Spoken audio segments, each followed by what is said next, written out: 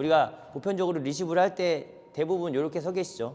라켓을 들고 있는 발이 약간 뒤쪽에 있고 라켓을 들고 있지 않은 발이 앞으로 가 있어서 보통 라켓을 들고 있지 않은 다리가 한 사이드 라인 정도, 요 정도 이렇게 서서 이렇게 자세를 낮추고 계시는 경우가 많아요. 그리고 대부분 이렇게 붙어 계시는 경우분들, 그러니까 동호인분들 같은 경우는 이게 되게 다양한데 어떤 분들은 제가 막 여기서 이렇게 리시브 자세 이렇게 취하고 있는 분 봤거든요.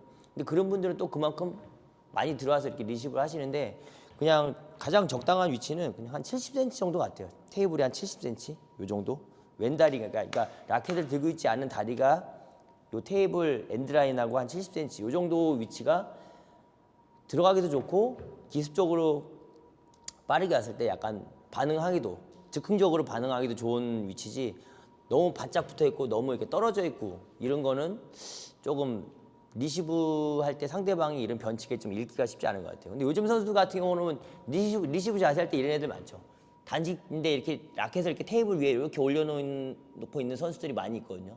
근데 그 선수들 같은 경우는 뭐 갑자기 빠른 게 오더라도 앞에서 빠르게 강하게 공격을 할 수 있는 이런 임팩트나 기술이 있기 때문에 이렇게 붙어 있지만은 동호인분들은 그런 게 쉽지 않기 때문에 적당히 한 70cm 리시브 자세를 잡아주시는 게 중요하세요. 근데 이제 여기서 또 중요한 게 뭐냐면 그러니까 같은 손잡이랑 할 때 같지 않은 손잡이랑 할 때 이럴 때가 되게 중요하거든요. 근데 저 같은 경우는 사실 왼손잡이기 때문에 대부분 오른손잡이하고 게임을 많이 하겠죠. 그러면 저는 리시브 자세 기본적으로 백사이드가 아닌 약간 테이블의 한 3분의 1 지점에 이렇게 서 있어요. 그래야지 상대방이 오른손잡이가 이렇게 서브를 여기서 이렇게 넣을 때 몸으로 가려지는 것도 약간 빼서 이렇게 볼 수도 있고 상대방이 기술적으로 대각선을 넣는 것도 내가 커버를 할 수 있기 때문에 예를 들어서 내가 내 반대손이랑 게임을 한다. 그러면 이 사이드 라인에 있을 필요가 없죠. 어쨌든 상대방 포인트 서브를 넣으면 저쪽으로 오기 때문에 그때는 이렇게 들어와 주시고 또는 같은 손잡이 오른손잡이끼리 할 때는 이렇게 들어올 이유가 없겠죠. 왜? 포인트 서브를 넣으면 이쪽으로 오기 때문에 이쪽을 많이 기다려주니까 이때는 살짝 내 몸이 한 사이드 라인의 중간 정도에 이렇게 걸친다는 느낌으로 이렇게 있어야지. 어차피 직선은 그냥 팔만 뻗으면 되는 거니까.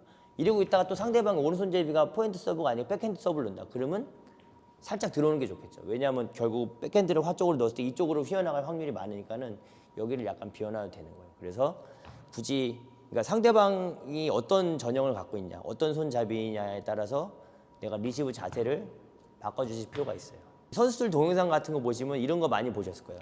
리시브 자세를 취하고 있다가 상대방 공을 던지면 같이 상대방이 공을 던지는 타이밍에 내 몸도 같이 이렇게 똑같이 리듬을 맞춰주는 거죠. 그러니까 이게 리시브 자체가 워낙 어렵고 예민한 동작이 기술이기 때문에 어떻게든 내 몸이랑 상대방이 던지는 공이랑 일체화를 시키는 게 제일 중요해요. 이런 루틴 자세에서 그냥 가만히 보고 있다가 정적이 그냥 정지된 상태에서 튕겨나가는 것보다는 상대방이 공을 던질 때 내 몸도 같이 거기에 리듬에 맞춰서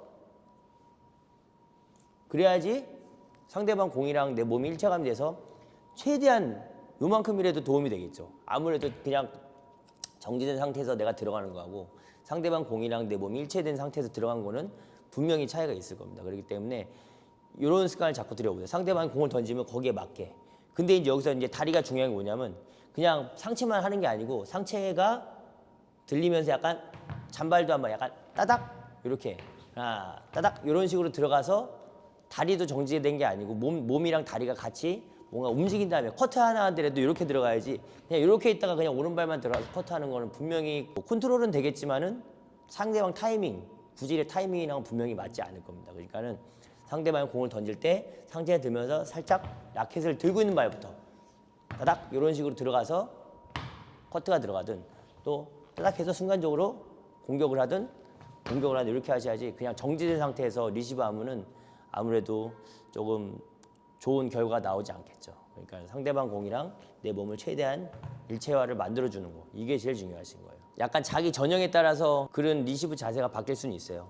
뭐 이렇게 선수를 시합하는 거 동영상 보면은 이 약간 유럽 쪽 애들이나 일본 애들 같은 경우는 리시브 할 때 약간 걔네는 백이 워낙 중점을 두기 때문에 리시브 할 때 약간 이렇게 거의 오픈 스탠스 거의 이렇게 다리가 수평이 되게끔 이렇게 일자로 서 있는 경우가 많아요. 왜냐하면 내가 좀 백핸드에 최적화를 만들기 위해서 뭐 이런 치키타라든가 뭐 들어가서 뭐 이런 스톱 할 때도 이건 백으로 위주로 하기 때문에 리시브 자세 약간 요런 게 많은데 중국 애들은 보면은 약간 이렇게 약간 45도로 몸을 틀어서 많이 서 있는 경우가 많죠. 걔네는 뭐 백도 좋지만은 내가 언제든지 돌아서고 싶으면 돌아설 수 있다는 그런 자세를 만들기 위해서 약간 이렇게 사선으로 서 있죠. 마롱이라든가 뭐 판젠동이라든가 이런 선수들 보면은 이렇게 오픈 스탠스가 아니고 대부분 이렇게 크로스 스탠스일 거예요.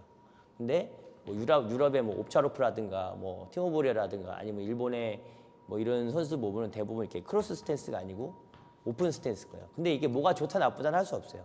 그러니까는 자기 전형에 맞게 아까 뭐 상대방이 어떤 손이냐에 따라서 이렇게 바꿀 수는 있지만은 양핸드 양쪽을 다 구사하는 스타일이면은 굳이 이렇게 쓰실 필요 없겠죠. 뭐 백쪽에서 무리하게 돌아서지 않아도 내가 백핸드를 할 수 있으니까. 근데 나는 뭐 백보다는 포핸드에 좀 포커스를 맞추고 싶다. 그러면 약간 사선으로 서 있는 게 좋고, 특히 페널도 같은 분들은 이제 많이 사선으로 서 있겠죠. 그러니까는 내 전형이 뭐냐에 따라서도 이런 스탠스를 조금 조절하실 필요가 있어요. 근데 이게 리시브가 정말 어렵고 예민한 거기 때문에 야, 이게 뭐가 중요해 이렇게 생각할 수 있겠지만은 자기 스타일이랑 뭐가 맞는지를 생각하시면은 분명히 리시브를 하거나 순간적으로 반응할 때 더 좋은 자세가 될 거라고 생각합니다.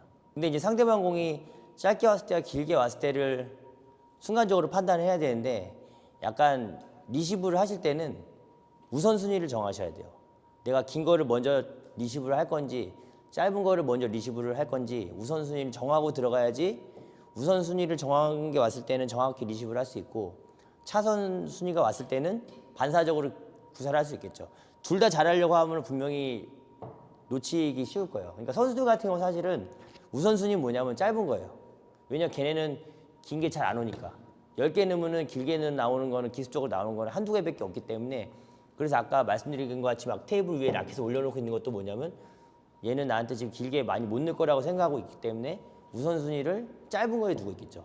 그리고 머릿속에는 짧은 게 우선순위지만은 차선순위로 긴 게 왔을 때는 내가 어떻게 대처를 하겠다는 생각을 갖고 들어가는 거예요.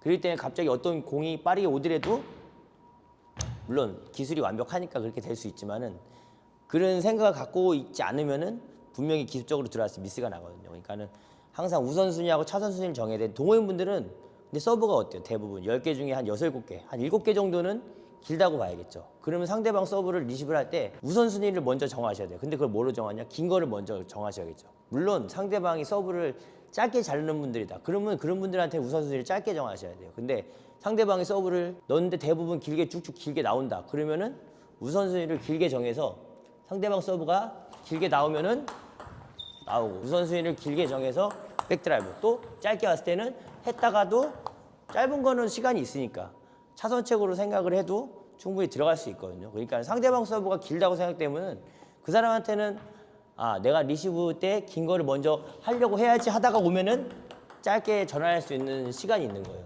시간이 있기 때문에 충분히 할 수 있고 순위를 길게 정했는데 길게 나오면은 그냥 내가 하던 대로 하면 되는 거죠. 그러니까는 순간적으로 판단해서 짧고 긴 거를 다 잘하려고 하지 마시고 우선순위하고 차선순위를 좀 정하고 리시브를 들어가시는 게 조금 더 상대방의 이런 기습적인 서브나 변칙에도 조금 반응하기가 쉬울 거라고 생각합니다.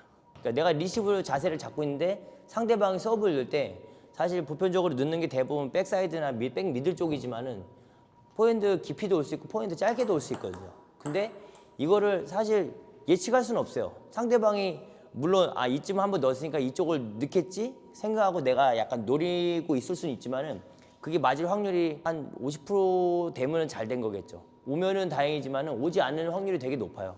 근데 이제 뭘 생각을 하셔야 되냐면 결국 이 탁구 하실 때, 그러니까 게임 하실 때도 데이터 싸움이거든요. 데이터 싸움. 분명히 상대방이 서브를 넣을 때 모션이 있어요. 모션이. 근데 내가 상대방이 서브를 넣는데, 그러니까 그게 이제 어느 선까지 되냐? 원세트 한 중반까지는 어느 정도 좀 파악이 돼야 되죠. 아, 저 사람이 대각선을 넣을 때는 공을 던지는 거나 라켓을 빼는 동작 이런 루틴에서 뭐 습관이 있어요. 근데 이 사람이 이걸 갑자기 코스를 바꾸거나 뭐 기습적으로 넣을 때는 아무리 로버트가 넣더라도 절대 똑같을 수 없습니다. 마지막 순간이라도 분명히 달라지거든요. 그러니까 리시브 할 때 상대방이 서브를 넣으면은 초반에는 뭐 아는 사람이야 대부분 이렇게 보면은 코스가 이렇게 보이거든요. 그게 뭐냐면 익숙하기 때문에 그래요. 자세나 상대방 서브 루틴이나 뭐 코스를 바꿀 때 이런 습관 같은 게 익숙하기 때문에 그런 사람들 받을 수 있는데, 근데 우리가 시합장 나가서 생판 모르는 사람은 게임할 때는 그게 캐치가 안 되거든요. 그러니까 게임할 때 원세트 중반 한 5점 6점까지는 뭐 물론 공도 잘 치고 스코어 관리도 해야 되지만은 그 안에 상대방의 서브 루틴이나 자세를 보고 코스를 약간 예측을 할 수 있겠죠. 분명히 차이가 있을 겁니다. 뭐 모션이 잘 안 보인다고 하지만은 진짜 그 게임을 나중에 분석해서 보면은 코스나 이런 거 바꿀 때 분명히 차이가 있어요. 그렇기 때문에 그런 거에서 약간 상대방이 뭔가 이 사람이 기술적으로 서브 넣을 때 어떤 루틴을 내가 파악하고 있으면은 아무래도 마음의 준비가 더 되겠죠. 그러니까 그런 게임할 때는 상대방의 구질도 잘 봐야 되지만은 상대방의 서브 루틴, 그러니까 던질 때 뭐 이렇게 수직으로 던지냐, 직선으로 할 때 공을 뭐 뒤로 던지네, 뭐 아니면 또는 뭐 공을 라켓을 뺄 때 이렇게 뺀데 뭐 길게 넣을 때는 이렇게 드네, 뭐 이런 다 자기만의 습관이 있거든요. 아무리 기술이 좋은 분들도 똑같은 모션에서 마지막에 임팩트를 바꿔가지고 이거는 쉽지 않아요. 그러니까 나중에 혹시라도 진짜 내가 저 사람 이기고 싶다 하는 사람이 있으면은 그 사람이 서브 넣을 때 자세를 자세히 보세요. 그러면은 분명히 코스나 이런 거 넣을 때 구질 변화나 코스 변화 이런 게 올 때 분명히 자세나 루틴은 차이가 있을 거니까 그거를 잘 참고하시면 좋을 것 같습니다. 이번 시간에는 리시브 자세 또 스텝 루틴에 대해서 설명을 드렸는데요. 다음에 또 다른 주제로 찾아뵙겠습니다. 네, 고맙습니다. 자 준비. 자.